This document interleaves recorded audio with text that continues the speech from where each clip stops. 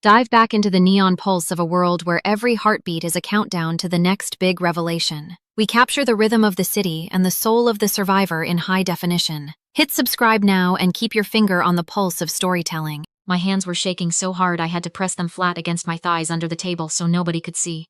My jaw was clenched so tight I could feel it in my temples.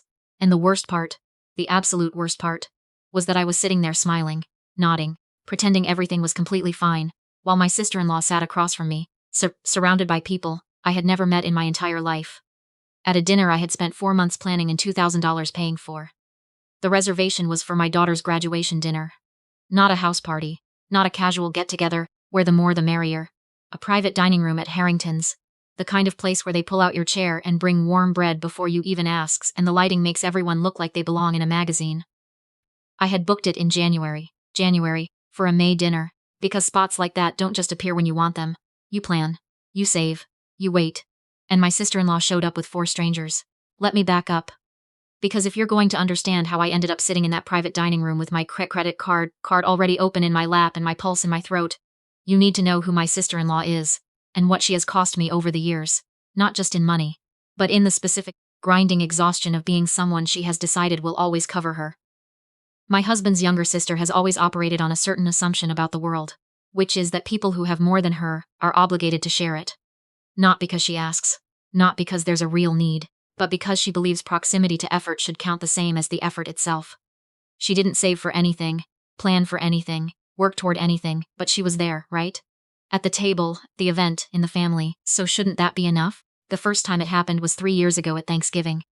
She brought her boyfriend at the time without telling anyone. Fine, people do that.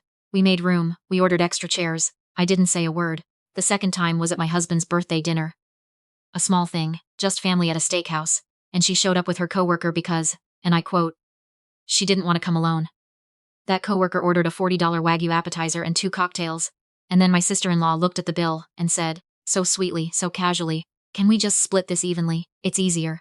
I paid $112 for a dinner I didn't order. I let it go. My husband asked me to. He said she didn't mean anything by it, that she just didn't think. And maybe that was true. Maybe she genuinely didn't think. But I want to be honest with you right now, sitting here telling you this. There is a version of not thinking that is accidental, and there is a version of not thinking that is practiced. That is deliberate. That is a skill someone has refined over years, because it has always, without exception, worked for them. My sister-in-law was very, very good at not thinking. The clearest example I can give you is what happened at my niece's christening 2 years ago. I had offered, genuinely offered, it came from me, to handle the catering for the after-party. I budgeted $800. I ordered the food, I coordinated the pickup, I drove it over, I set it up. And then about a week later, I noticed a charge on my credit card I didn't recognize. A catering company. $1,460. She had called the company I used and added to the order more food, a dessert display, a grazing board, and put it on the card I had given them for the original order. She never told me, never asked. Just assumed that because I was already paying, the number didn't really matter. When I brought it up, she said she thought I wouldn't mind because it was for the baby. I didn't get the money back. My mother-in-law told me to let it go for the sake of the family. My husband, caught between his sister and his wife in the way. Husbands in these situations always seem to get caught. Said he would handle it and then didn't. And I swallowed it. Again, I added it to the internal ledger. I kept not out of pettiness, but out of pure self-preservation. Because when you stop tracking what things cost you, you stop understanding what they're taking. So that's who she is. That's the context. Hold it in your mind, because it matters. My daughter graduated in May with her degree in environmental science. She worked so hard for that diploma. 3 internships, a thesis, a semester, where she was pulling doubles at a coffee shop while finishing her coursework. Because her scholarship didn't cover her last semester housing, did not have an easy 4 years. She had a real 4 years, the kind that leave a mark, and she came out, the other side, with her head up and her name on a degree, and I wanted to give her a night she would actually remember. I picked Harrington's because it was her favorite. We'd gone there once for her birthday when she was 17. Just the 2 of us, and she had talked about it ever since. The truffle pasta. The way the room smelled like cedar and warm butter. The tiny votive candles on every table. When I called in January to book the private room, I was put on a wait list for 6 weeks before someone canceled, and I got it. I want you to understand that I earned that reservation with patience. I invited 9 people, my husband, my son, my mother, my 2 closest friends who had watched my daughter grow up, my husband's parents, and my sister-in-law, because she is family, because my daughter asked me to include her, Because I am someone who keeps trying even when trying has cost me. I called my sister-in-law 3 weeks before and went over the details. The date, the time, the dress code. Harrington's has one. Nothing formal but nothing casual either. And the fact that it was a seated private dinner, meaning the guest list was set, and the room was arranged. She said, "Sounds amazing, I'll be there." That was the entire conversation. The night of. I arrived 45 minutes early. I checked the place settings, confirmed the courses with the kitchen, adjusted the flower arrangement the restaurant had put out, because the lilies were blocking the view across the table, and my daughter likes to see everyone's face when she talks. I was in full logistics mode, the kind of focused, quiet management that nobody notices unless something goes wrong. My daughter arrived and she looked beautiful. She was wearing a navy dress she'd been saving for a special occasion, and her hair was up, and when she walked into that private room and saw the candles and the setup, and all the people who love her already seated and waiting, she put her hand over her mouth and her eyes went bright. That moment, that exact moment is what I had spent 4 months engineering. We were seated. We had ordered drinks. The bread had come. The warm, rosemary-salted focaccia that Harrington's is quietly famous for. My daughter was mid-sentence, telling a story about her thesis advisor, laughing, completely at ease. Everything was exactly right. The door to the private room opened. My sister-in-law walked in, and behind her, single file, came 4 other people. A woman I had never seen before. 2 men who looked like they were dressed for happy hour at a sports bar, and another woman who was already on her phone, thumb scrolling, barely looking up. My sister-in-law spread her arms wide like she was arriving at her own party. "Surprise," she said. "I brought my friends. Hope that's okay." The table went quiet in that specific way, where everyone is looking at everyone else to figure out what the right reaction is. My daughter's smile didn't disappear. She's too gracious for that, but I saw something shift behind her eyes. A quick recalibration, a small private deflation that she covered in under a second because she has been taught her whole life to be gracious. I have never wanted to flip a table so badly in my life. But I didn't. I smiled. I looked at the restaurant manager, who had appeared at the door behind the group, and I could see on his face the same expression I felt on mine. A professional neutrality stretched thin, over something much less neutral. He caught my eye. I gave him the smallest possible nod, the kind that means give me a moment. My sister-in-law was already pulling chairs from the edges of the room, scraping them across the hardwood, positioning her friends around the table like she was rearranging furniture in her own apartment. One of the men, the one in the untucked Oxford shirt, picked up the menu and whistled. "Fancy," he said, to no one in particular, to the room. My mother-in-law, seated next to my husband, leaned over and said something quietly to him. My husband turned to look at me. I looked back at him with the expression I have developed over 11 years of marriage, which is a very particular, very precise look that communicates. "Do not put this on me right now." He looked away. I excused myself from the table and stepped into the corridor just outside the private room. I asked the manager to give me 2 minutes. He handed me an updated seating chart and said, with a kind of diplomatic precision that good hospitality professionals practice for years, "The room capacity for the private booking is 10. We are currently at 15. I want to make sure you're comfortable with how you'd like to proceed." "Thank you," I said. "I'll handle it." I went back inside. My sister-in-law was in the middle of introducing her friends to my mother, who was being polite in the way that only women of a certain generation know how to be polite. Fully present, warmly attentive, and almost certainly furious.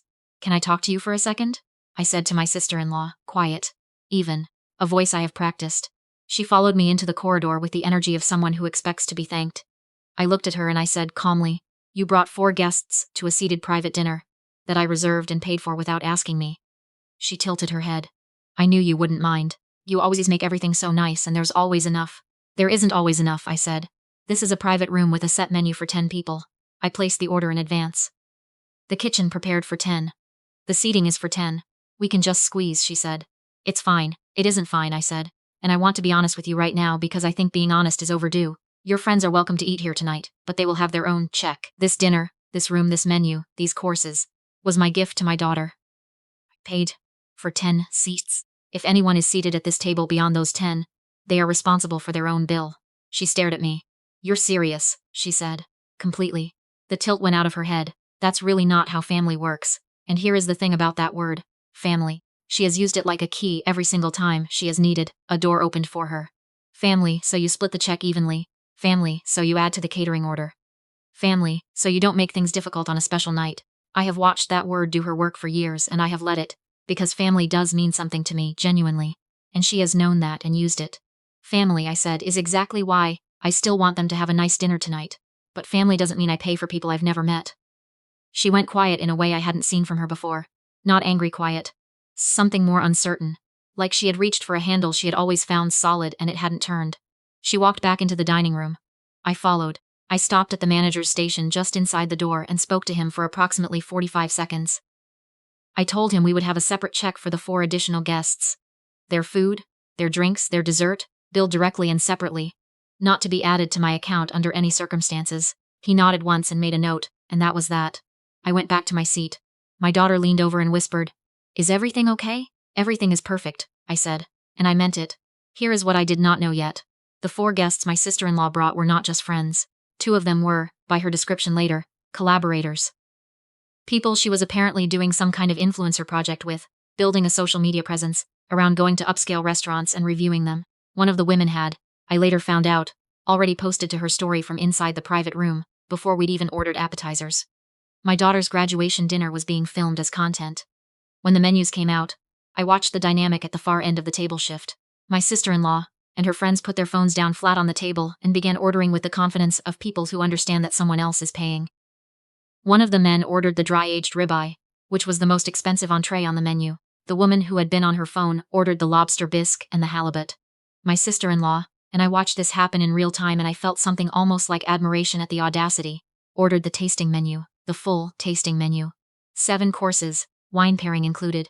The tasting menu at Harrington's was $240 per person. She said brightly, to the waiter. "And we'll do the champagne, the vintage one, the one you do for celebrations." "What is it?" The waiter described it. $48 a glass, my sister-in-law said. "Perfect." A bottle for the table. And gestured broadly at all of us. The whole table. The waiter looked at me. I looked at the waiter. I said, clearly and without any particular emphasis, "Separate checks, please. Anything ordered from those 4 seats should go on their own bill." My sister-in-law laughed. It was a short, uncomfortable laugh. "She's joking," she said. "I'm not," I said. Same even tone, same quiet voice. The waiter nodded and excused himself. My sister-in-law did not look at me for the next 20 minutes. What followed was honestly one of the best dinners I have ever attended.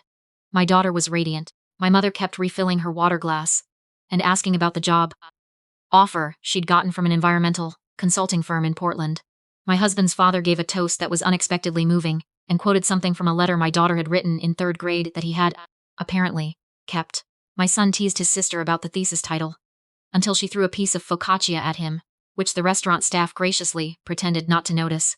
The 4 extra guests were frankly a non-issue. They ate their meals. They took their photos. They talked among themselves in the register of people who are performing having a good time for an invisible audience. At some point the champagne bottle appeared at their end of the table and did not migrate to ours. Which was fine. We had our own wine, a bottle of Willamette Valley Pinot Noir, that I had pre-selected when I made the reservation, because my daughter loves Oregon wine, because I had planned this. At the end of the evening, when the checks came, the manager handled it with the kind of professional's grace that I will probably think about for the rest of my life. He presented our check to me first, quiet, discreet, a small leather folio, and then walked to the far end of the table and presented the second check to my sister-in-law. She looked at it. She looked at it for a long time. I was not watching, exactly. I was watching my daughter help my mother put on her coat, but I was aware in the peripheral, patient way that you become aware of things when you have been waiting for them. My sister-in-law said something to one of her friends in a low voice. The friend said something back. My sister-in-law opened her wallet. She put down a card. The waiter came back, spoke quietly to her. She put the card away and took out another one. Spoke to the waiter again. He came back a second time. She took out a 3rd card. I heard her voice pitch slightly upward, not loud, just elevated, the way a voice goes when someone is working very hard to stay composed in public. The 3rd card worked. The bill for 4 people who had been brought to a dinner they were not invited to, who had ordered the tasting menu and the dry-aged steak and the lobster bisque and a bottle of celebration champagne by the glass, came to somewhere in the neighborhood of $900, based on my estimate of what they'd ordered. I want to be clear. I do not know this for certain. I did not see their bill. I have only the math in my head and the look on her face when she finally stood up from the table to leave. She did not say goodbye to me. She hugged my daughter, who hugged her back, because my daughter is kind like that, even when people don't deserve it. She herded her friends toward the door with the efficiency of someone who wants to exit a situation as quickly as possible, without appearing to exit a situation as quickly as possible. One of the men held the door. The woman who had been filming put her phone away. They were gone. My daughter came back to where I was standing at the edge of the room and she said, "What happened with your sister-in-law?" I said, "She brought some extra guests, and they took care of their own tab." My daughter looked at me for a moment. She knows me well enough to read between lines I don't write out loud, she said. Slowly. Good. And then she linked her arm through mine, and we walked out into the cool May night, and she said the truffle pasta was even better than she remembered, and that the toast from her grandfather made her want to cry, in the best possible way. And we stood on the sidewalk outside Harrington's for a few minutes, just breathing, just existing in the aftermath of a dinner that had gone, essentially, exactly the way I wanted it to go. On the drive home, my husband said, "That was intense." I said, "Was it?" I thought it was pretty calm. He was quiet for a moment, then he said, "She's going to be upset." "I know," I said. "She might not come around for a while." "I know that too." He drummed his fingers on the steering wheel. "How do you feel about that?" I thought about the $1,400 at the christening. I thought about the $112 steakhouse dinner. I thought about every time I had swallowed something, because someone told me it was easier. Because the word family was deployed at exactly the right moment to make resistance feel like selfishness. I thought about my daughter's face when she walked into that private room and saw the candles. "Honestly," I said, "I feel like I should have done it a long time ago." He didn't say anything for the rest of the drive. Not in a bad way. In the way of someone who knows when something true has been said and doesn't need to add to it. My sister-in-law and I have not spoken since that night. It has been 6 weeks. My mother-in-law called me once to say that she had heard things were tense, and she hoped it would all work itself out. I thanked her and said I hoped so too, and I meant it genuinely. The way you can mean something genuinely, even when you also know that you would do the exact same thing again without hesitation. Because here is what I have learned. At 31 years old, after a decade of being someone people could rely on to absorb the costs of their own choices. Separate checks is not an insult. It is not a punishment. It is not a declaration of war. It is 3 syllables that mean, I see what is happening here, and I am choosing not to participate in it. It means the thing you assumed you could add to my bill has been returned to you. It means I love you enough to keep telling you the truth about how things work. Even when the truth is inconvenient. Even when the truth costs you $900 and your own evening of humiliation. My daughter hung her degree on the wall in her new apartment. She texted me a photo of it. The framed certificate, slightly crooked, a coffee mug on the windowsill next to it, the Portland skyline visible through the glass behind her. "Thank you for the dinner," she wrote. "It was perfect. It was exactly perfect. And every dollar of it went to the people I intended it for."